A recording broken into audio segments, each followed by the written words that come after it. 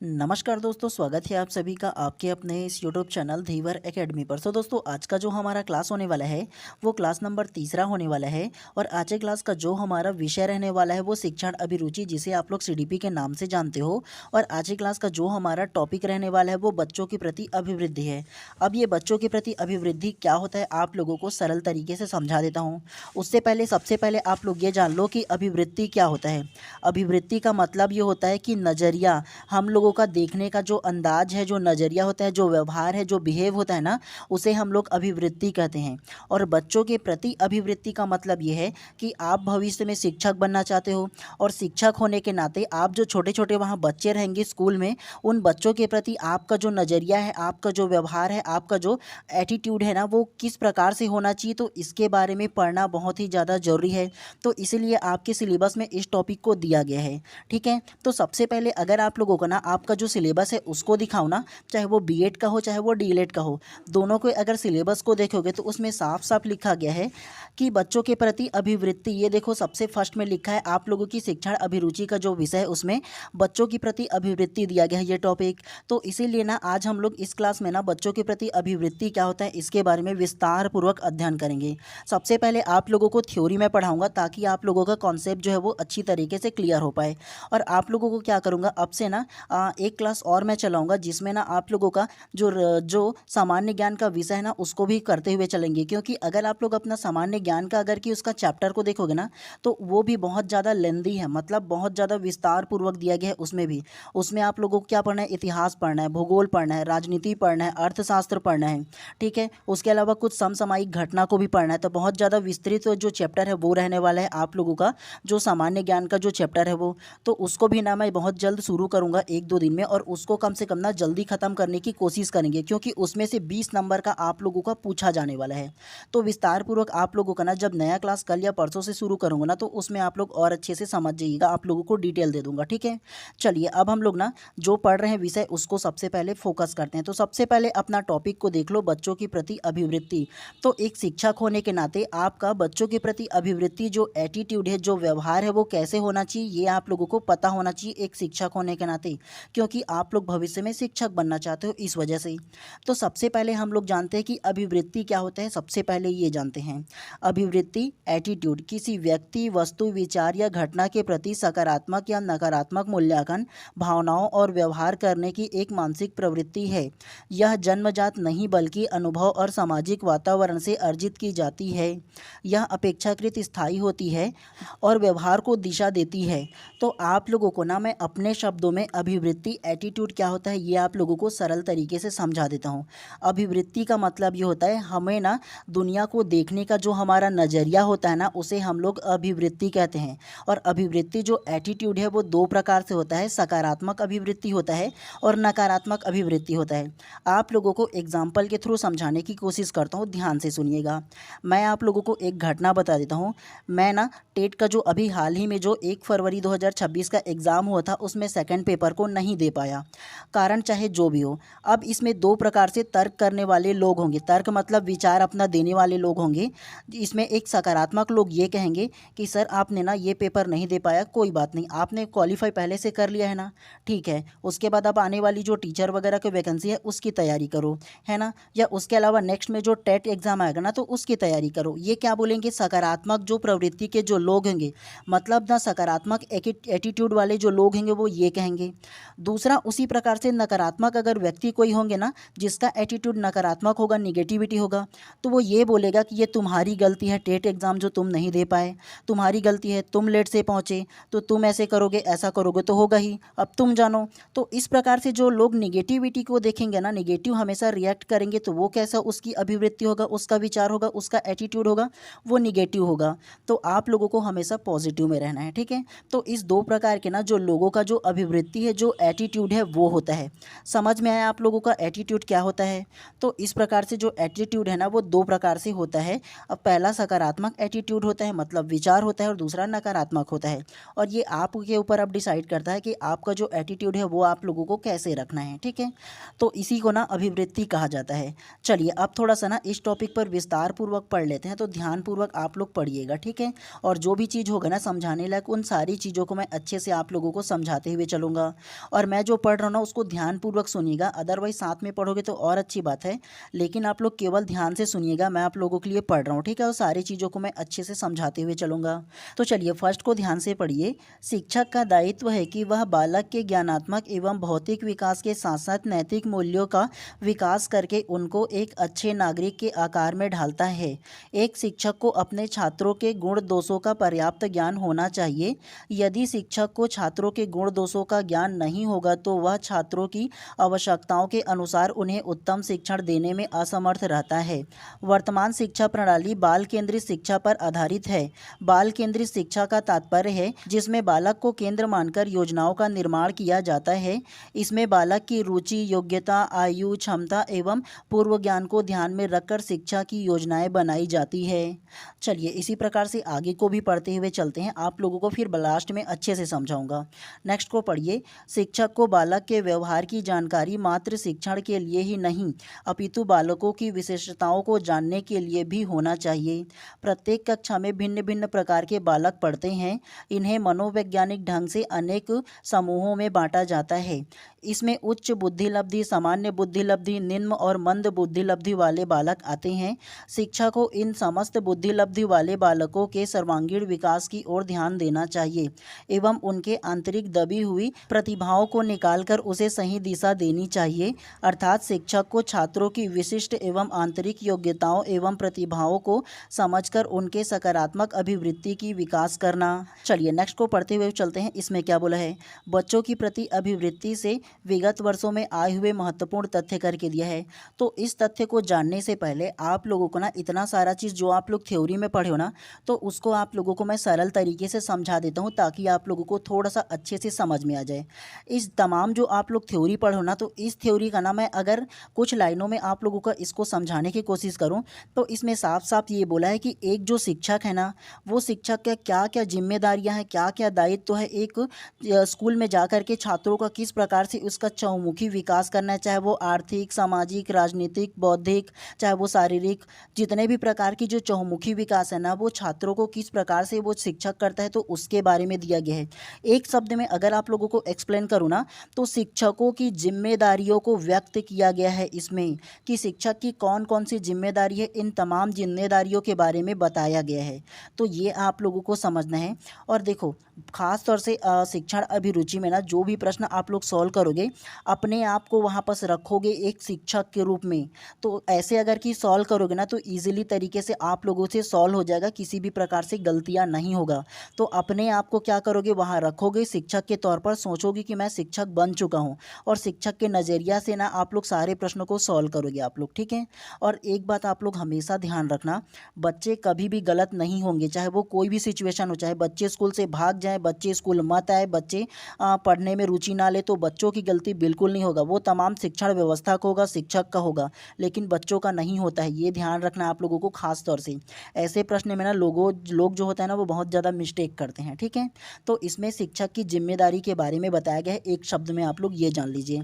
चलिए उसके बाद ना नेक्स्ट को पढ़ते हैं। बच्चों के प्रति अभिवृत्ति से विगत वर्षों में आए हुए महत्वपूर्ण तथ्य, मतलब इसमें से ना अलग अलग तरीक़ों से प्रश्न पूछा गया है। तो सबसे पहला को आप लोग ध्यान से पढ़िए। बाल केंद्रित कक्षा व्यक्तिगत विभिन्नताओं को संबोधित करने के लिए है। अब बाल केंद्रित कक्षा क्या होता है ये जान लो सबसे पहले आप लोग। देखो अभी का जो शिक्षण व्यवस्था है ना वो पूरी तरह से बाल केंद्रित कर दिया गया है। मतलब ना मान के चलो अगर कोई शिक्षक 5वीं कक्षा में जाता है तो 5वीं कक्षा में ना जिस प्रकार से जो बालक है वो समझते हैं, जिस लैंग्वेज में वो समझते हैं, जिस स्टैंडर्ड में वो समझते हैं, तो उनको ना उसी स्टैंडर्ड से उन्हीं के लैंग्वेज में जो पढ़ाना होता है ना, और जो स्कूल का वातावरण होता है वो शांतिपूर्ण और उसके अलावा इको फ्रेंडली लोकतंत्रात्मक होना चाहिए। मतलब यह है कि बच्चे ना किसी भी प्रकार से सवाल पूछने में झिझक ना करें, और उसके अलावा ना किसी भी प्रकार से अगर उनके मन में डाउट हो तो वो बिना डरे टीचरों से बोल पाए। तो इस प्रकार से जो वातावरण रहेगा ना वो बाल केंद्रित वातावरण कहलाता है। और बाल केंद्रित वातावरण के साथ साथ ना एक शिक्षक केंद्रित वातावरण भी होता है। शिक्षक केंद्रित वातावरण क्या होता है, जिसमें क्या होता है, शिक्षक इस कक्षा में आता है और आ करके ना अपना जो भी वो स्टैंडर्ड में पढ़ाना होता है पढ़ाता है, जो टॉपिक पढ़ाना होता है पढ़ाता है और उसके बाद चला जाता है। बच्चे चाहे समझे चाहे ना समझे, कोई मतलब नहीं रहता। तो इस प्रकार की जो प्रवृत्ति रहता है, जो वातावरण रहता है ना, उसे क्या कहेंगे, तो शिक्षक केंद्रित वातावरण कहेंगे। लेकिन अभी का जो शिक्षण व्यवस्था है वो बाल केंद्रित रखा गया है, बच्चों को ना मेन फ्रंट में रखा गया है। जो भी टॉपिक पढ़ाया जाएगा उस टॉपिक को बच्चों को इन्वॉल्व किया जाएगा, चाहे वो खेल के माध्यम से पढ़ाए, किसी भी प्रकार से पढ़ाए बच्चों को, तो उसमें ना बच्चों को भी शामिल किया जाएगा प्रॉपरली। उन्हें प्रश्न पूछने का मौका दिया जाएगा, आंसर लेने का भी मौका दिया जाएगा, अपने आप में व्यक्त करने का भी मौका दिया जाएगा। तो इस प्रकार की जो वातावरण रहेगा ना, वो बाल केंद्रित वातावरण कहलाता है।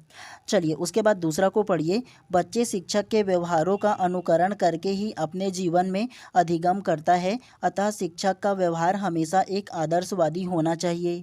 तो सबसे पहला ध्यान रखना है, शिक्षक का व्यवहार कैसा होना चाहिए, तो एक आदर्शवादी होना चाहिए। आदर्शवादी का मतलब यह है कि वो ना उच्च श्रेणी में होना चाहिए, मतलब उसका आदर्श अच्छा होना चाहिए, उसका बिहेव अच्छा होना चाहिए, ताकि ना जी जो एक छात्र रहेगा वो क्या करेगा, अपने टीचर को ही फॉलो ना करेगा। आप लोग जब स्कूल में थे तो आप लोग भी ये सोचे होंगे ना कोई टीचर को देख करके अपने आप को उनको आइडियल मानते होंगे, मतलब मैं उन्हीं की तरह बनना चाहूँगा, ये सोचे होंगे जरूर। कोई ना कोई टीचर आपका आइडियल होगा, तो वो आदर्शवादी रहेगा तभी ना आपके आइडियल हो सकते हैं जी, आपका हीरो हो सकता है कोई शिक्षक जो है वो। उसके अलावा अधिगम क्या होता है ये भी जान लो, छोटा छोटा वर्ड को जानना जरूरी है आपको। अधिगम का मतलब होता है लर्निंग होता है, सीखना होता है। क्या, तो आप लोग ना शिक्षण अभिरुचि के विषय में ना कुछ कुछ ऐसे क्लिष्ट क्लिष्ट टाइप से अलग अलग वर्ड देखने को मिलेंगे। चाहो ना तो साइड में आप लोग क्या कर सकते हो, नोट करके रख सकते हो। अधिगम का मतलब सीखना, सीखना या लर्निंग, तो ऐसे कुछ कुछ वर्ड होगा ना तो उसको नोट कर लेना, आपके पढ़ने में सहायक होगा। जब क्वेश्चन आप लोगों से एग्जाम में पूछा जाएगा ना तो सीखना शब्द नहीं देंगे या लर्निंग नहीं देंगे, सीधा अधिगम टाइप से जो शब्द होता है ना इसका, तो ऐसे शब्दों को देंगे। तो आप लोगों को कंफ्यूज नहीं होना है ऐसे छोटे छोटे वर्ड को लेकर के, ठीक है। चलिए उसके बाद तीसरा को पढ़िए। एक शिक्षक को व्यवहारिक जीवन के अलावा नैतिक मूल्यों के विकास में सहयोग देना चाहिए।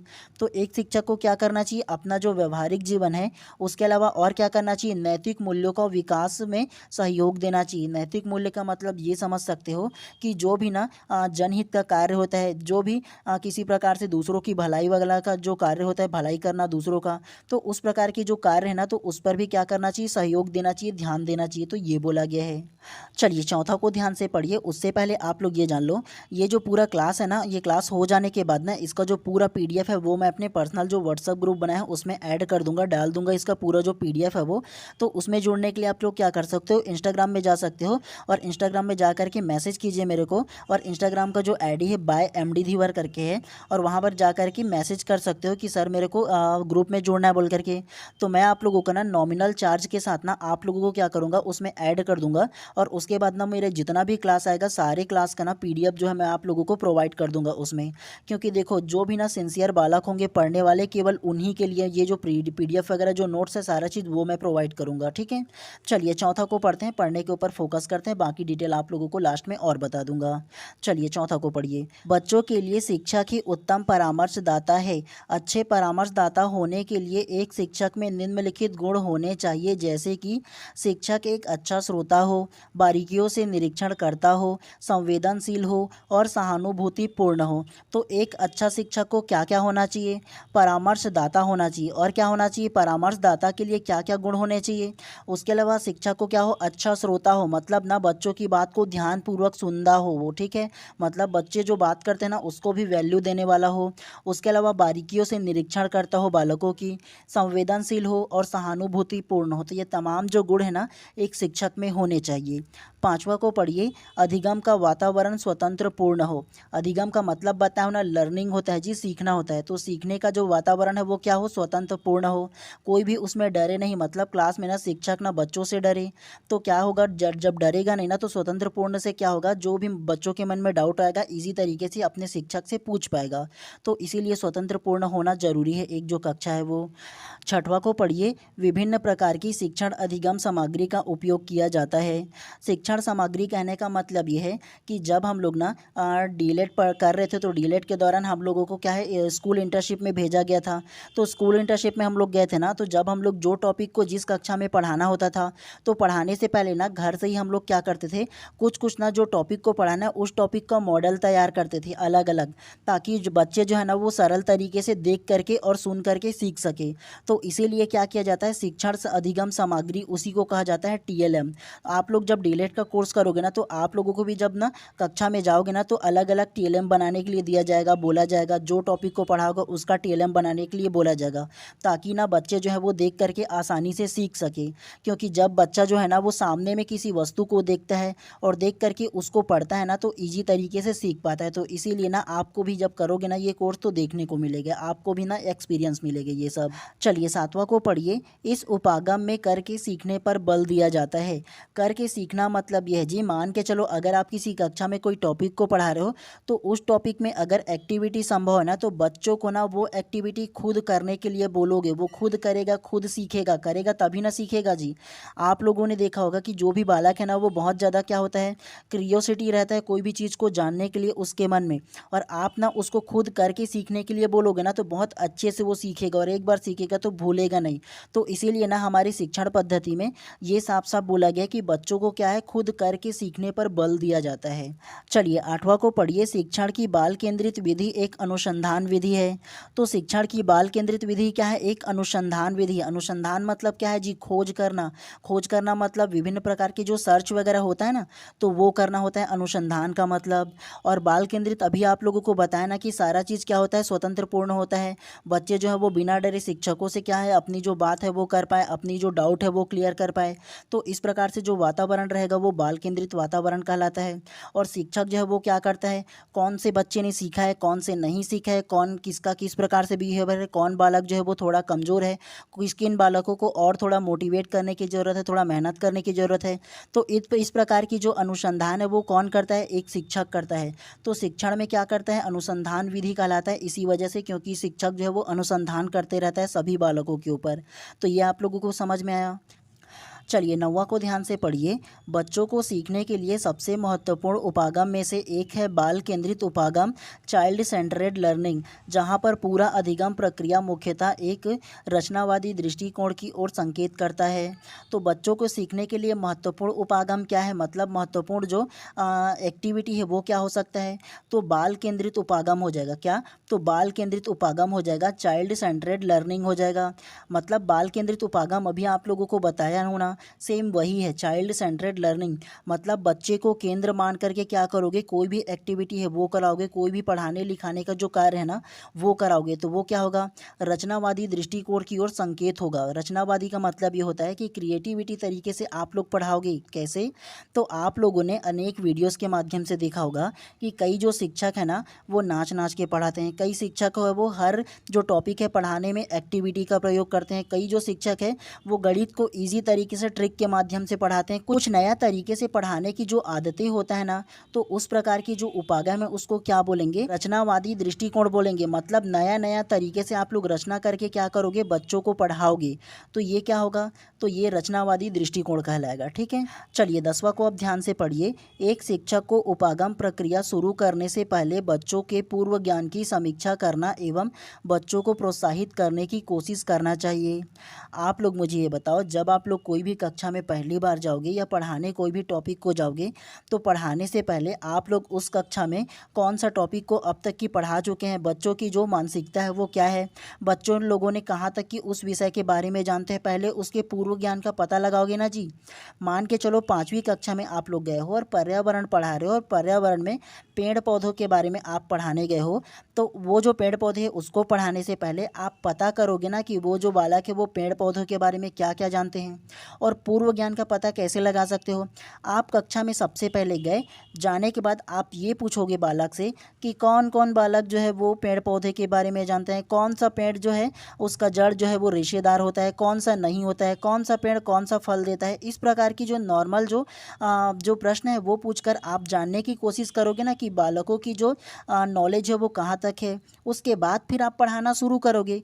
तो इसमें क्या होता है, बालकों के पढ़ाने से पहले बालकों को उनके पूर्व ज्ञान को जानना, समीक्षा करना बहुत ही ज़्यादा ज़रूरी है। इससे क्या होगा, बच्चों को प्रोत्साहन मिलेगा कि उनको भी नॉलेज को क्या किया जा रहा है, वैल्यू दिया जा रहा है। समझ में आया। चलिए 11वां को पढ़िए। विद्यार्थियों को प्रश्न पूछने, तर्क खोज करने के अवसर उपलब्ध कराए जाते हैं। तो देखो, एक शिक्षक के रूप में आप क्या करोगे, बच्चों से प्रश्न पूछोगे कोई भी टॉपिक को पढ़ाने से पहले, तर्क करने के लिए बोलोगे और खोज करने के उनको क्या करोगे, अवसर दोगे। क्योंकि बालक जब स्वयं खोजबीन करेगा, तर्क लगाएगा, प्रश्नों के माध्यम से जब जानने की कोशिश करेगा ना, तो वो अच्छे तरीके से सीख पाते हैं। तो इसीलिए उनको खोज करने देने का अवसर देना चाहिए। चलिए उसके बाद 12वां को ध्यान से पढ़िए। विद्यार्थी अपने सहपाठियों एवं शिक्षकों के साथ परस्पर क्रिया करके सीखते हैं। तो जो स्टूडेंट है वो अपने सहपाठी मतलब जो अपने मित्र हैं ना, और उसके अलावा शिक्षकों के साथ क्या करते हैं, परस्पर क्रिया करते हैं। क्रिया मतलब उनके साथ मिल करके क्या करता है, सीखता है कोई भी चीज़ को। तभी ना जी आप लोगों ने देखा होगा कि जो शिक्षक है वो बच्चों को क्या देते हैं, मॉडल बनाने के लिए देते हैं। उसके अलावा अलग अलग प्रोजेक्ट वगैरह देते हैं। तो उससे क्या होता है, अपने सहपाठी के साथ मिल करके क्या करता है, सीखता है जी। परस्पर क्रिया करके एक दूसरे का जो नॉलेज है वो ट्रांसफ़र होता है। चलिए उसके बाद 13वां को ध्यान से पढ़िए। अधिगम प्रक्रिया में शिक्षक एक सुविधा प्रदान करने के रूप में परिलक्षित हो, ना कि उपदेश के रूप में। तो देखो, इसको मैंने अपने पिछले क्लास में भी आप लोगों को बता दिया हूँ। अधिगम प्रक्रिया मतलब सीखने की ना जो प्रोसेस है, जो प्रक्रिया है, उसके दौरान शिक्षक जो है उसकी भूमिका क्या होता है, उसको ना सुविधा प्रदान करने वाले के रूप में देखा जाता है। आप लोगों को पहले बताया ना, एक शिक्षक का जो भूमिका होता है वो सुविधा दाता के रूप में होता है। क्या, तो सुविधा दाता के रूप में उसको माना जाता है शिक्षक को, ना कि उपदेश देने वाले के रूप में। आप जब बच्चों को पढ़ाने जाओगे, एक शिक्षक बनोगे ना, तो आप उपदेश देने वाले नहीं बनोगे। आप पंडित ज्ञानी नहीं हो जी जो दूसरों को उपदेश दोगे। आप बच्चों को सुविधा दोगे। क्या दोगे, तो सुविधा दाता हो आप बच्चों को देने के लिए।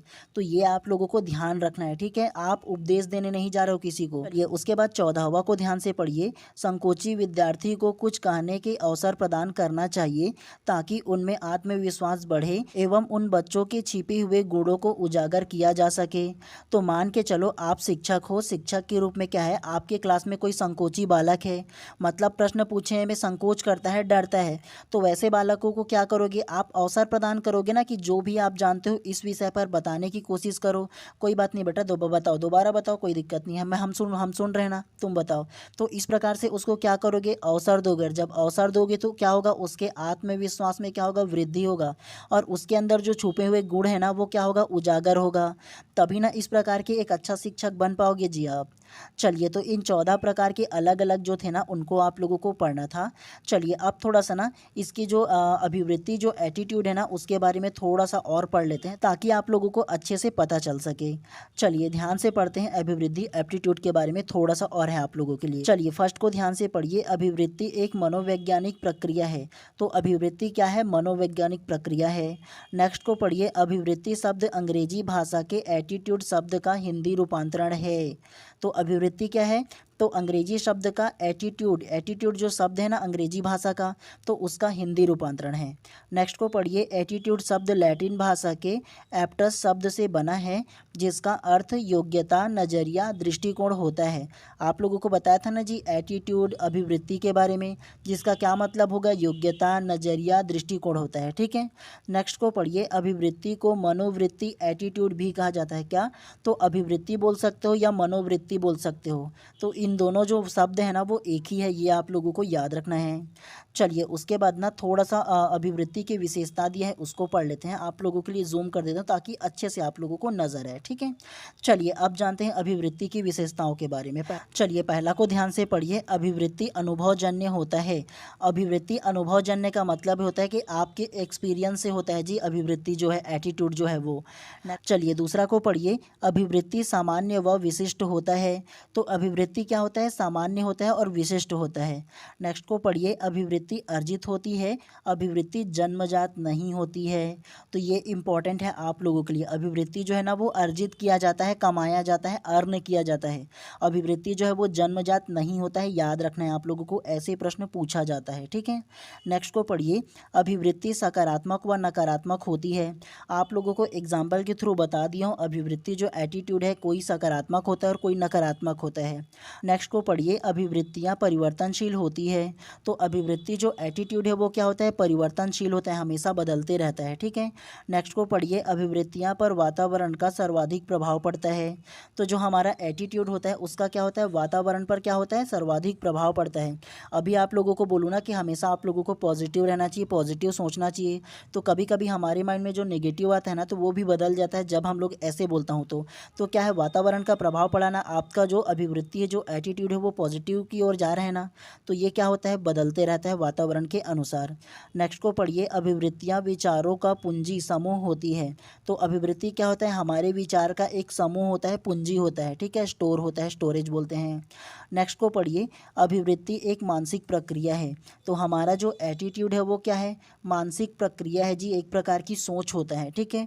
तो इतना सारा चीज़ आप लोगों को थ्योरी में पढ़ना था।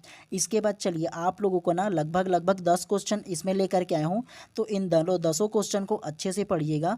और उसके बाद ना आप लोगों का जब नेक्स्ट क्लास लाऊंगा ना तो इसी में से ना लगभग 20-30 प्रश्न और लेकर के आऊँगा। रहने के लिए आप लोगों के लिए जो प्रश्न रहेगा ना वो सरल टाइप से रहेगा, लेकिन क्या है ना, आप लोगों का जो कूट में बनाएगा जो प्रश्न है वो तो इसमें 4-5 प्रश्नों को एक में मर्ज करके कूट में बनाया जाता है। तो इसीलिए खास तौर से शिक्षण अभिरुचि वाले विषय में ये आप लोगों को ध्यान देना है कि आप लोग ना हमेशा पॉजिटिव आंसर लेना और रटना कभी मत, समझने की कोशिश करना, अपने आप को एक शिक्षक के रूप में सोचना हमेशा, ठीक है। तब आप लोग अच्छे से इस प्रकार की जो प्रश्न है उसको सॉल्व कर पाओगे। और उसके अलावा ना इस प्रकार के जब प्रश्न देंगे ना तो हमेशा कूट में दिया जाएगा कि सही जोड़ी बनाइए, मिलान कीजिए, क्रम वाइज जमाइए। तो इस प्रकार से जो प्रश्न है ना वो पूछा जाएगा। और ऐसे प्रश्न के लिए आप लोगों को केवल समझना जरूरी है, रटना बिल्कुल भी नहीं है, बार बार बता रहा हूँ आप लोगों को। तो चलिए प्रश्न क्रमांक फर्स्ट को सबसे पहले आप ध्यान से पढ़िए। एक अच्छे शिक्षक को मुक्त होना चाहिए। आप लोगों के लिए 4 अलग अलग थ्योरी दी है, इसको पहले पढ़िए। ए, व्यक्तिगत अनुभव से, बी, अकादमिक जड़ता से, सी, वित्तीय संसाधनों से, और डी, सामुदायिक अनुभवों से। ऑप्शन ए और डी, ऑप्शन बी बी और डी, ऑप्शन सी केवल बी, या ऑप्शन डी सी। तो क्या इसका आंसर होगा, पहले आप बताइए, फिर विस्तार पूर्वक मैं आप लोगों का इसका आंसर दूंगा। आप लोग ना एक शिक्षक के रूप में सोचिएगा, ठीक है, तभी आप लोगों को इस प्रकार के जो प्रश्न है वो अच्छे से बन पाएगा। तो क्या इसका आंसर होगा बताइए। तो प्रश्न क्रमांक 1 का जो करेक्ट आंसर है ना वो ऑप्शन नंबर सी केवल बी करेक्ट हो जाएगा। ये जो बी है ना, अकादमिक जड़ता से, वो करेक्ट हो जाएगा। और अकादमिक जड़ता क्या है ये अगर आप लोगों को बताऊँ ना तो अकादमिक जड़ता का मतलब होता है कि रूढ़िवादी को फॉलो करना, रूढ़िवादी को मानते रहना। तो एक अच्छे शिक्षक को मुक्त होना चाहिए, तो अच्छे शिक्षक को अकादमिक जड़ता से मुक्त होना चाहिए। और अकादमिक जड़ता या रूढ़िवादी क्या होता है, और अगर सरल तरीके से समझाओ ना तो वो जो शिक्षक है उनका मानना है कि जो सदियों से चली आ रही परंपरा है उसको ब्रेक नहीं किया जा सकता। तो इस प्रकार की जो होगा उसको रूढ़िवादी कहते हैं। एग्जाम्पल दूं तो मान के चलो ना, एक कोई शिक्षक है वो मानता है कि लड़के हमेशा क्या है, कमाने जाएंगे, या लड़के हमेशा क्या है, बाहर का काम करेंगे, और लड़कियां क्या है, हमेशा घर में रह करके जो खाना वाना बनाना है वो करेंगे। तो इस प्रकार की जो परंपरा है ना उसको मानना और उसको बदलना नहीं, इसी पर फॉलो करना कि लड़कियां जो है वो 4 दीवारी के अंदर ही रहेगा। तो इस प्रकार की जो सोच है ना उसको क्या कहा जाता है, रूढ़िवादी कहा जाता है, अकादमिक जड़ता कहा जाता है, ठीक है। चाहे वो अकादमिक जड़ता अलग अलग प्रकार से हो, मैं आप लोगों को केवल ये एग्जाम्पल दिया हूँ। तो ये क्या है, तो इस प्रकार की जो रूढ़िवादी है, अकादमिक जड़ता है ना, उससे एक शिक्षक को मुक्त होना चाहिए। उसके अलावा देखो, व्यक्तिगत अनुभव शिक्षक में होना चाहिए, वित्तीय संसाधन का अनुभव होना चाहिए, उसके अलावा सामुदायिक अनुभव से भी होना चाहिए। और वैसे भी तो स्कूल में तो फिर समुदाय होता ही है, क्योंकि अलग अलग समुदाय होता है ना जी, उसके संचालन के लिए तो उसका ज्ञान तो उनको होना ही चाहिए। तो इस प्रकार से प्रश्न क्रमांक 1 का जो करेक्ट आंसर होगा ना, ऑप्शन नंबर सी जो है वो करेक्ट हो जाएगा, केवल बी। केवल देखोगे ना तो ये बी वाला जो है ना वो नेगेटिव है जी, नेगेटिविटी को दर्शा रहा है, ध्यान से पढ़ोगे तो। और आप लोगों को बोला हो ना कि अगर प्रश्न पॉजिटिव है तो आंसर भी आप लोगों को हमेशा पॉजिटिव में लेना है। चलिए प्रश्न क्रमांक दूसरा को ध्यान से पढ़िए। निम्नलिखित में से कौन सी जिम्मेदारी आमतौर पर शिक्षक की शिक्षक परामर्शदाता के रूप में भूमिका से संबंधित नहीं है। ऑप्शन ए, विद्यार्थियों को भावनात्मक सहयोग प्रदान करना, ऑप्शन बी, शैक्षिक मार्गदर्शन प्रदान करना, ऑप्शन सी, मनोचिकित्सा सत्रों का आयोजन करना, या ऑप्शन डी, विद्यार्थियों को लक्ष्य निर्धारण करने एवं करियर योजना बनाने में सहायता करना। तो क्या इसका आंसर होगा। तो प्रश्न क्रमांक 2 का जो करेक्ट आंसर होगा ना वो ऑप्शन नंबर सी जो है इसमें करेक्ट हो जाएगा। मनोचिकित्सा सत्रों का आयोजन करना करेक्ट हो जाएगा। कैसे? निम्न में से कौन सी जिम्मेदारी आमतौर पर शिक्षक परामर्शदाता के रूप में भूमिका से संबंधित नहीं है बोला है जी। मतलब शिक्षक के जो दायित्व है, जो जिम्मेदारी है वो नहीं है बोला है। तो मनोचिकित्सा सत्रों का आयोजन करना एक शिक्षक का जिम्मेदारी नहीं है आमतौर पर। बाकी देखोगे ना तो पॉजिटिव में है, विद्यार्थियों को भावात्मक सहयोग प्रदान करना ये शिक्षक की परम जिम्मेदारी है। शैक्षिक मार्गदर्शन प्रदान करना शिक्षक की जिम्मेदारी है, क्योंकि देखो ना जी आप भविष्य में क्या करोगे शिक्षक जो है वो बताता है ना, तो ये जिम्मेदारी हो जाएगा। डी को देखो, विद्यार्थियों को लक्ष्य निर्धारण करने एवं करियर योजना बनाने में सहायता करना, ये तो शिक्षक की और भी परम जिम्मेदारी है। केवल सी को देखो, ये थोड़ा सा निगेटिव हो जाता है। ठीक है, मनोचिकित्सा सत्र का आयोजन करना ये थोड़ी ना जिम्मेदारी है जी शिक्षक की। तो ये प्रश्न के अनुसार ये इसका करेक्ट आंसर हो जाएगा। अगर इसमें संबंधित नहीं है बोला है तो सी हो जाएगा। आप लोग क्या कीजिएगा, प्रश्नों को ना थोड़ा ध्यान से पढ़ा कीजिए। हम लोग ना थोड़ा अच्छे से नहीं पढ़ते हैं, इसलिए लास्ट में नहीं जो शब्द लिखा है उसको ध्यान नहीं देते और पॉजिटिव ढूंढते रहते हैं प्रश्न में और टिक मार के आ जाते हैं। ऐसे गलती नहीं करना है। बाद में कई लोग मेरे को बताते भी हैं, साथ में जो एग्ज़ाम वगैरह देने जाते हैं दोस्त वगैरह ना, तो सारे लोग बताते भी हैं कि मैं गलती ये हो गया कि मैं उसमें नहीं लिखा था, उसको देखा नहीं और पॉजिटिव को मार करके आ गया। तो ऐसे आप लोगों को नहीं करना है, ध्यान से पढ़ना है। ठीक है, चलिए प्रश्न क्रमांक 3 को पढ़िए। निम्नलिखित में से कौन सा कथन शिक्षकों हेतु मननशील अभ्यास रिफ्लेक्टिव प्रैक्टिसेस के महत्व का सर्वश्रेष्ठ वर्णन करता है? ऑप्शन ए, मननशील अभ्यास मुख्यतः नौसिखिए शिक्षकों के लिए लाभदायक है, अनुभवी शिक्षकों के लिए नहीं। ऑप्शन बी, मननशील अभ्यास मुख्यतः अनुभवी शिक्षकों के लिए लाभदायक है जो स्कूल में वरिष्ठ भूमिकाओं में कार्यरत है। ऑप्शन सी, मननशील अभ्यास शिक्षक को केवल उच्च कक्षाओं में पढ़ाने हेतु सहायता करते हैं। या ऑप्शन डी, मननशील अभ्यास रिफ्लेक्टिव प्रैक्टिसेस एक शिक्षक को सीखने सिखाने से संबंधित सूचनाओं से युक्त चुनाव और निर्णय लेने में सहायक करते हैं। तो क्या इसका आंसर हो सकता है? तो प्रश्न क्रमांक 3 का जो करेक्ट आंसर है ना वो ऑप्शन नंबर डी इसमें करेक्ट हो जाएगा। मननशील अभ्यास रिफ्लेक्टिव प्रैक्टिसेस एक शिक्षक को सीखने सिखाने से संबंधित सूचना से युक्त चुनाव और निर्णय लेने में सहायता करते हैं, करेक्ट हो जाएगा। कैसे? निम्नलिखित में से कौन सा कथन शिक्षकों हेतु मननशील अभ्यास रिफ्लेक्टिव प्रैक्टिसेस के महत्व का सर्वश्रेष्ठ वर्णन करता है?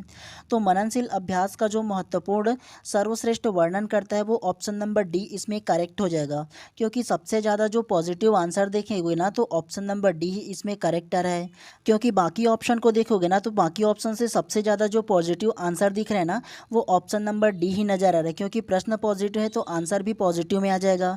क्योंकि आप लोग देखोगे ना ऑप्शन में बाकी में तो इसमें नहीं बोला गया है, बाकी और किसी किसी को देखोगे इसमें केवल वाली बात बोला गया है। तो इस प्रकार के जो शब्द रहते हैं ना वो निगेटिविटी को दर्शाता है जी। तो इस प्रकार से प्रश्न क्रमांक 3 का जो करेक्ट आंसर होगा ना ऑप्शन नंबर डी जो है इसमें करेक्ट हो जाएगा। चलिए नेक्स्ट को पढ़ते हुए चलते हैं इसी प्रकार से। चलिए प्रश्न क्रमांक 4 को ध्यान से पढ़िए। निम्नलिखित में से कौन सी आंतरिक अभिप्रेरणा बच्चों की विशेषता नहीं है? ऑप्शन ए, उन्हें अपने कार्य में संलग्न रहने में आनंद मिलता है। ऑप्शन बी, वे अपनी गतिविधियों के दौरान उच्च स्तर के उत्साह एवं ऊर्जा प्रदर्शित करते हैं। ऑप्शन सी, वे हमेशा सफल होते हैं। या ऑप्शन डी, वे चुनौतीपूर्ण कार्य को पसंद करते हैं। तो प्रश्न क्रमांक 4 का जो करेक्ट आंसर होगा ना वो ऑप्शन नंबर सी करेक्ट हो जाएगा, वे हमेशा सफल होते हैं, करेक्ट हो जाएगा। कैसे? निम्नलिखित में से कौन सी आंतरिक अभिप्रेरणा बच्चों की विशेषता नहीं है बोला है जी। आंतरिक अभिप्रेरणा मतलब अंदर से ना, खुद से ना वो उनको मोटिवेट फील हो, इंटरनली क्या होगा, मोटिवेटेड होगा। तो वो इसकी विशेषता कौन सी नहीं है बोला है ना, तो विशेषता जो है ना वो ऑप्शन नंबर सी हो जाएगा, इसमें नहीं है जो वे हमेशा सफल होते हैं। आप लोग मुझे ये बताओ, क्या कोई भी बालक या इस संसार में कोई भी व्यक्ति अगर कोई भी कार्य को कर रहा है तो हमेशा क्या वो सफल होते हैं? क्या नहीं ना होते हैं। कभी ना कभी उनको असफलता का स्वाद भी क्या होता है, चखना पड़ता है, चाहे वो कोई भी फील्ड में हो, कोई भी वर्क हो। तो हमेशा जो है ना वो सफल नहीं होते हैं, कोई भी व्यक्ति हो। तो इसमें ना आंतरिक अभिप्रेरणा में बच्चों की जो विशेषता नहीं है वो ऑप्शन नंबर सी इसमें करेक्ट हो जाएगा। ठीक है, अगर प्रश्न नेगेटिव बोला है तो आंसर भी नेगेटिव आएगा ना जी। चलिए प्रश्न क्रमांक 5 को ध्यान से पढ़िए। इनमें से कौन सी कारक विद्यार्थी के सही व्यवहार को बढ़ावा देने के लिए सबसे अधिक उचित है? ऑप्शन ए पुरस्कार, ऑप्शन बी दंड, ऑप्शन सी सरल भाषा का उपयोग या ऑप्शन डी प्रशंसा। तो प्रश्न क्रमांक 5 का जो करेक्ट आंसर होगा ना वो ऑप्शन नंबर डी प्रशंसा इसमें करेक्ट हो जाएगा। कैसे? इनमें से कौन सा कारक विद्यार्थी के सही व्यवहार को बढ़ावा देने के लिए सबसे अधिक उचित है? तो सबसे ज़्यादा उचित होगा ना उसके व्यवहार को बढ़ावा देने के लिए वो प्रशंसा हो जाएगा। आप हमेशा बच्चों को पुरस्कार नहीं दे सकते हर एक्टिविटी में या हर किसी प्रकार के कार्य अच्छा कार्य करे तो पुरस्कार नहीं दे सकते, और दंड तो आप वैसे भी नहीं दे सकते चाहे वो शरारत करे चाहे ना करे। उसके अलावा सरल भाषा का उपयोग कैसे करोगे जी? सरल भाषा से थोड़ी ना वो होगा। लेकिन प्रशंसा करोगे तो बच्चे क्या होंगे? मोटिवेट फील होंगे, क्योंकि मेरे शिक्षक ने मेरी तारीफ़ की है, मुझे अच्छा बोला है, तो वो जो बच्चा रहेगा वो और अच्छा करने की कोशिश करेगा। प्रशंसा आप हमेशा कर सकते हो, लेकिन पुरस्कार हमेशा नहीं दे सकते। एक टाइम में दे सकते हो या एक एक्टिविटी में दे सकते हो, लेकिन हमेशा नहीं दे सकते। लेकिन प्रशंसा जो है वो आप हमेशा कर सकते हो। तो इसीलिए बोलता हूँ कि एक शिक्षक के रूप में सोचिएगा तो इस प्रकार के जो प्रश्न है ना वो ईजी हो जाएगा। और आप लोगों के मन में ये सवाल आ सकता है कि सर इस प्रकार के उतना जो शॉर्ट जो प्रश्न है ना वो नहीं पूछा जाता। तो जो हम लोग 5वां जो प्रश्न पूछा ना वो 2024 का प्रश्न है, डीएलएड में पूछा गया था। तो ऐसे प्रश्न भी पूछा जाता है। और नया प्रश्न जो भी तैयार किया जाएगा ना तो इन्हीं 4 प्रश्न लोग को लेकर के ना एक में ऐड करके पूछा जाता है जी। ऐड कैसे करेगा? तो एक तरफ क्या देगा, अलग अलग आप लोगों को टॉपिक दे देगा इसी को, और एक तरफ अलग अलग उसका क्या देगा, उसका रिलेटेड जो प्रश्न है जो आंसर है वो दे देगा, और सही जोड़ी बनाओ करके देगा। और option A, option B, option C, option D ऐसे ही बनाते हैं जी अलग अलग प्रश्नों को लेकर के। कोई एक्स्ट्रा आप लोगों को कूट में एकदम ज़्यादा करने की आवश्यकता नहीं है। और जो जो कूट में प्रश्न आएगा ना आप लोगों को मैं बिल्कुल बताऊंगा, वैसे प्रश्नों को लाने की कोशिश करूंगा अपने क्लास में, ठीक है। लेकिन आप लोग ना समझने पर जोर देना, इसीलिए बार बार आप लोगों को कहते रहता हूँ। चलिए प्रश्न क्रमांक 6वां को आप ध्यान से पढ़िए। प्राथमिक कक्षा के बच्चों को पढ़ाने की उपयुक्त विधि है। ऑप्शन ए परीक्षण और त्रुटि विधि, ऑप्शन बी नकल विधि, ऑप्शन सी व्याख्यान विधि, या ऑप्शन डी प्लेवे विधि। तो क्या इसका आंसर हो सकता है? तो प्रश्न क्रमांक 6 का जो करेक्ट आंसर होगा ना वो ऑप्शन नंबर डी प्लेवे विधि करेक्ट हो जाएगा। कैसे? प्राथमिक कक्षा के बच्चों को पढ़ाने की उपयुक्त विधि है। प्राथमिक कक्षा बोला है, प्राथमिक कक्षा का मतलब ये होता है कि 1ली से 5वीं का जो कक्षा होगा ना तो उस कक्षा में किस प्रकार से पढ़ाया जाएगा? बच्चों को खेल खेल के माध्यम से, एक्टिविटी के माध्यम से पढ़ाया जाता है, समझाया जाता है। बच्चों को अगर पढ़ने के लिए बोलोगे तो वो पढ़ेगा क्या, समझ पाएगा क्या अच्छे से?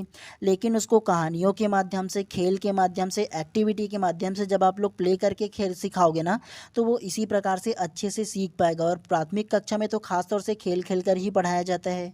तो इस प्रकार से प्रश्न क्रमांक 6 का जो करेक्ट आंसर होगा ऑप्शन नंबर डी जो है इसमें करेक्ट हो जाएगा। आप लोगों को ना केवल 10 प्रश्न ही पढ़ना है। अभी 7वां प्रश्न को पढ़ते हैं। आप लोगों का 3 प्रश्न और है, इसके अलावा फिर लास्ट हो जाएगा, ठीक है। जब नेक्स्ट क्लास और लाऊंगा ना तो उसमें आप लोगों का इसी टॉपिक से 20 से 30 प्रश्न और लेकर के आऊँगा, ताकि आप लोगों का कॉन्सेप्ट जो है वो अच्छे से क्लियर हो पाए। चलिए प्रश्न क्रमांक 7वां को पढ़िए। सबसे शुरुआत में बच्चों के लेखन का पहला खालिस्तान चरण कहा जा सकता है। ऑप्शन ए चित्र बनाना, ऑप्शन बी आड़ी तिरछी रेखाएं खींचना, ऑप्शन सी वर्णों का अस्पष्टता के साथ लिखना, या ऑप्शन डी छोटे वाक्य लिखना। तो प्रश्न क्रमांक 7 का जो करेक्ट आंसर है ना वो ऑप्शन नंबर बी आड़ी तिरछी रेखाएं खींचना करेक्ट हो जाएगा। कैसे? सबसे शुरुआत में बच्चों को लेखन का पहला खालिस्तान चरण कहा जा सकता है। तो सबसे पहला जब एक बालक स्कूल आता है, कक्षा 1ली में जाता है या नर्सरी में रहता है, तो उस कक्षा में बच्चों को लिखने के लिए क्या करवाया जाता है? खाली एक पेज दिया जाता है और बोला जाता है कि तुम ना आड़ी तिरछी रेखा खींचो, मतलब ना जिस प्रकार से तुम लिख सकते हो ऐसे आड़ी तिरछी रेखा खींचो इस प्रकार से। तो अलग अलग उसको ना रेखाएं खींचने के लिए बोलता है। क्यों ऐसा बोला जाता है? ताकि बच्चे को ना सबसे पहला पेन या पेंसिल पकड़ने का क्या हो, अभ्यास हो सके, प्रैक्टिस हो सके। जब पेन और पेंसिल अच्छे से पकड़ेगा तभी ना उसके बाद अच्छे से सिखा पाएगा जी, हैं मतलब लिख पाएगा। तो इसीलिए सबसे पहले शिक्षक जो बोलते हैं ना वो आड़ी तिरछी रेखा खींचने के लिए बोला जाता है, ठीक है। तो ये सबसे पहला चरण हो जाएगा उसका। चलिए नेक्स्ट को पढ़ते हुए चलते हैं। अब चलिए प्रश्न क्रमांक 8वां को पढ़िए। बच्चा कक्षा में एक कोरी स्लेट की तरह आता है जिस पर शिक्षक जो चाहे लिख सकते हैं।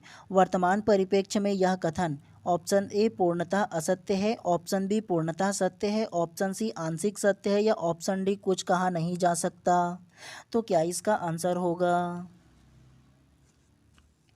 तो प्रश्न क्रमांक 8 का जो करेक्ट आंसर है ना वो ऑप्शन नंबर ए जो है करेक्ट हो जाएगा, पूर्णतः असत्य है, करेक्ट हो जाएगा। कैसे? बच्चा कक्षा में एक कोरी स्लेट की तरह आता है जिस पर शिक्षक जो चाहे लिख सकता है। वर्तमान परिप्रेक्ष्य में यह कथन, तो ये जो कथन है ना वो पूर्णतः गलत है। आप मुझे ये बताओ, जब कोई बच्चा विद्यालय सबसे पहला जाता है तो वो क्या कोरी स्लेट होता है, पूरी तरह से ब्लैंक होता है क्या? जो शिक्षक है जो उसमें फीड करना चाहे, जो उसमें ट्रांसफ़र करना चाहे, जो उसको सिखाना चाहे कोई वही सिखाएगा? ऐसा बिल्कुल भी नहीं होता है। क्यों? क्योंकि देखो, एक जो बालक है स्कूल जाने से पहले अपने माता पिता से जो भी सामाजिक जो भी चीज़ होता है वो सीखा होता है। पेड़ पौधे, अपने आसपास के बारे में, अपने वातावरण के बारे में, ABCD अनार आम 1 2 जितना भी सारा चीज़ होता है ना, वो बहुत कुछ जो है वो सीख जा रहता है। मतलब अपने आसपास के बारे में जानता है, अपने वातावरण के बारे में जानता है, दिन रात के बारे में जानता है, तमाम वो चीज़ों के बारे में जानता है। तो इसीलिए बच्चों को कोरी स्लेट बिल्कुल भी नहीं कहा जाता। कोरी स्लेट जो होता है वो निगेटिविटी को दर्शाता है। और आप एक शिक्षक के रूप में सोचो कि बच्चे को आप कोरी स्लेट मानोगे क्या? जो चाहे वो आप उसमें फीड कर दोगे? तो ऐसा बिल्कुल भी आप लोगों को नहीं लेना है। ऐसे जो होगा वो निगेटिविटी को दर्शाता है। ठीक है, तो ये आप लोगों को याद रखना है। चलिए नेक्स्ट को पढ़ते हुए चलते हैं। अब चलिए प्रश्न क्रमांक 9 को ध्यान से पढ़िए। प्रशिक्षण द्वारा व्यवहार सुधार की प्रक्रिया के रूप में निम्नलिखित में से किस विकल्प को माना गया है? ऑप्शन ए शिक्षण, ऑप्शन बी अधिगम, ऑप्शन सी अभिप्रेरणा या ऑप्शन डी निर्देश। तो क्या इसका आंसर हो सकता है? तो प्रश्न क्रमांक 9 का जो करेक्ट आंसर होगा ना वो ऑप्शन नंबर बी अधिगम करेक्ट हो जाएगा। कैसे? प्रशिक्षण द्वारा व्यवहार सुधार की प्रक्रिया के रूप में निम्नलिखित में से किस विकल्प को माना गया है? तो वो अधिगम हो जाएगा जी। और अधिगम का मतलब आप लोगों को अभी जस्ट बताया हूँ ना अपने थ्योरी क्लास में। अधिगम का जो मतलब होता है वो लर्निंग होता है, सीखना होता है। तो लर्निंग या सीखना जो है ना वो प्रशिक्षण द्वारा व्यवहार में सुधार की प्रक्रिया के रूप में क्या होता है, माना जाता है। तो ये आप लोगों को याद रखना। और ये जो है ना ये क्वेश्चन जो है देखो शिक्षक भर्ती 2023 में जो आया हुआ प्रश्न है। ठीक है, तो ऐसे प्रश्न क्या है पूछा जा सकता है। तो ऐसे प्रश्नों को क्या करना है, ध्यान रखना है आप लोगों को। चलिए आज की क्लास के अंतिम प्रश्न को ध्यान से पढ़िए। बच्चों द्वारा कक्षा में मातृभाषा का प्रयोग खाली स्थान है। ऑप्शन ए अवरोध, ऑप्शन बी संसाधन, ऑप्शन सी अपादान या ऑप्शन डी निषेधित। तो क्या इसका आंसर हो सकता है? तो प्रश्न क्रमांक 10 का जो करेक्ट आंसर होगा ना वो ऑप्शन नंबर बी संसाधन करेक्ट हो जाएगा इसमें। कैसे? बच्चों द्वारा कक्षा में मातृभाषा का प्रयोग खाली स्थान है। तो बच्चों द्वारा जब मातृभाषा मतलब अपने मदर टंग का उपयोग करते हैं ना जी कक्षा में, मतलब जो घर की भाषा होता है अपने, और उसी भाषा में अगर वो बात करता है या पढ़ता है तो उसे क्या माना जाएगा, संसाधन के रूप में देखा जाता है। क्यों? मान के चलो एक 5वीं कक्षा है और उस 5वीं कक्षा में एक जो बालक है वो छत्तीसगढ़ी जानता है, उसका मदर टंग क्या है, छत्तीसगढ़ी है। दूसरा जो बालक है उसका मदर टंग क्या है, हिंदी है। तीसरा जो बालक है उसका मदर टंग क्या होगा, अंग्रेजी होगा। उसके अलावा चौथा जो बालक होगा उसका मदर टंग और कोई लैंग्वेज होगा, मान के चलो पंजाबी होगा। तो मान के चलो इन चारों का जो अलग अलग जो मदर टंग वाली भाषा है वो क्या होगा, एक संसाधन के रूप में देखा जाएगा। क्योंकि एक दूसरे का जो लैंग्वेज है वो ट्रांसफ़र कर सकते हैं एक दूसरे को। और बहुभाषी अगर की कक्षा होगा तो उसमें एक दूसरे का जो लैंग्वेज है, जो मातृभाषा है, वो एक दूसरे में क्या होगा, सीखेगा एक दूसरा को। तो उसे क्या मानेंगे, संसाधन के रूप में देखेंगे ना जी। छत्तीसगढ़ी वाला हिंदी सीख जाएगा, हिंदी वाला छत्तीसगढ़ी सीख जाएगा, और उसके अलावा छत्तीसगढ़ी वाला जो है वो पंजाबी भी सीख जाएगा, पंजाबी वाला भी छत्तीसगढ़ी सीख जाएगा। तो इस प्रकार से उसको संसाधन के रूप में देखा जाता है ना। तो हमेशा आप लोगों को पॉजिटिव टाइप से आंसर को लेना है। ठीक है, तो इस प्रकार से प्रश्न क्रमांक 10 का जो करेक्ट आंसर होगा ना ऑप्शन नंबर बी जो है इसमें करेक्ट हो जाएगा। तो चलिए आज की इस क्लास को यहीं पर समाप्त कर देते हैं। और अगर आप लोग चैनल पे नए होंगे तो चैनल को सब्सक्राइब कर देना और बेल आइकन को दबा देना। क्योंकि अगर आप लोग चैनल को सब्सक्राइब करोगे ना तो प्रॉपर टाइम पे आप लोगों को क्लास का ना जो नोटिफिकेशन है वो मिल पाएगा। और नोटिफिकेशन मिलेगा तो प्रॉपर टाइम पे आप अच्छे से क्लास को देख पाओगे और सीख पाओगे। और आप लोगों का ना इसका जो पूरा PDF है ना वो अपने पर्सनल व्हाट्सअप ग्रुप में डाल दूंगा। तो वहाँ से आप लोग क्या कीजिएगा और इसको पढ़ करके प्रैक्टिस कर लीजिएगा आप लोग। और ठीक है, और इसमें कैसे जुड़ सकते हो, आप लोग ना इंस्टा पर मैसेज कर दीजिए कि सर मुझे क्लास में जुड़ना है बोल करके। तो आप लोगों का ना नॉमिनल चार्ज के साथ ना आप लोगों को व्हाट्सअप ग्रुप में जोड़ दूंगा। और वो जो नॉर्मल चार्ज जो रहेगा ना वो 149 का केवल उस आप लोगों का एक नॉमिनल चार्ज लगेगा। इसके साथ आप लोगों को ग्रुप में जोड़ दूंगा। और ग्रुप में जोड़ने के बाद ना जो सारी मेरा जो क्लास रहेगा ना, चाहे वो किसी भी विषय का हो, आप लोगों का पांचों विषय का ना जो पीडीएफ है वो डालूंगा, जितना भी क्लास लूँगा सारों को। और एक बार ही आप लोगों को केवल केवल ये चार्ज लगने वाले हैं, ठीक है। तो चलिए मिलते हैं इसी प्रकार से नेक्स्ट क्लास में नेक्स्ट टॉपिक के साथ। आप सभी लोगों का दिन शुभ एवं मंगलमय हो।